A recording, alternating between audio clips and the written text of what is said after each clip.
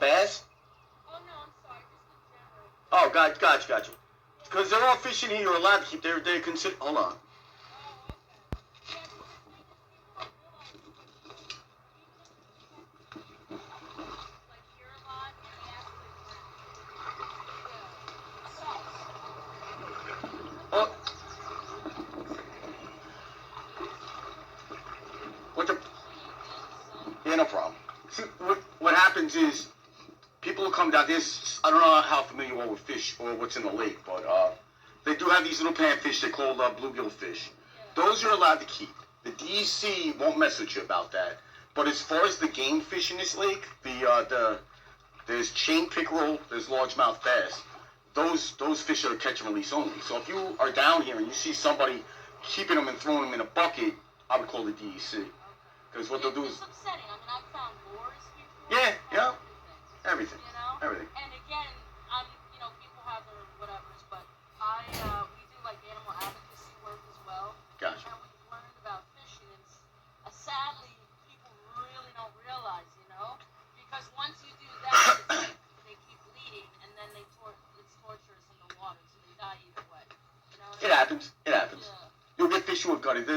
What you're supposed to do, and even the DEC will recommend it. If a fish, we refer to as choking. If the fish brings the hook down, if he's not caught in the lip, there are certain hooks that are designed to hook the fish straight in the lip. They're called circle hooks. But what'll happen is sometimes the fish will draw too loose. What people tend to do is rip. You're not supposed to do that. The chances of the fish has a better survival rate just to cut the line, let him go. Eventually that hook will dissolve. As long as the fish can still feed and breathe, it's going to survive. But we see the guys all the time, man. I do a lot of saltwater fishing as well. Okay. My thing is, can't everybody just admire the amazing babies? Well, the thing is, it's a huge industry. It's a food source. It's a food source. We're paying for our fishing licenses. We're paying for parking at the local beaches and stuff like that. But fishing's been going on since man's been on this planet. I know, but a lot of things happen. True. You just gotta. I mean, trust me. Like I said, there's always bad apples in a bunch, man. And there's gonna be people who. Well, we're all vegan, so Gotcha. no animal products, we do none of that stuff. Gotcha. You know what I mean? Gotcha. Yeah, I just wish some guys would find some other hobby that doesn't require any beatings, Because we come and we look. They're so amazing, all of the... It's beautiful. I've been coming here for probably 35 years. Oh, really? Yeah, I'm 53. I first came here. I moved into the original Artist Lake Apartments way before they put them into... When I was probably back in the 80s. Okay. And so I've been fishing here a long time. Talked to the DEC guys a lot. And there was at one point we could actually walk around this entire lake. And you would find... I mean, if I find lures and stuff, I get them all. Because not only that, like sometimes I'll go in here, instead of boots on, I'll either be barefoot or I'll have on water shoes. But a water shoe is not going to stop a hook going through my foot. So if I see crap down here, even my cigarettes, I'll dip them, lay them here. When I get done, I throw them in the receptacles. I don't throw my cigarette butts in the water.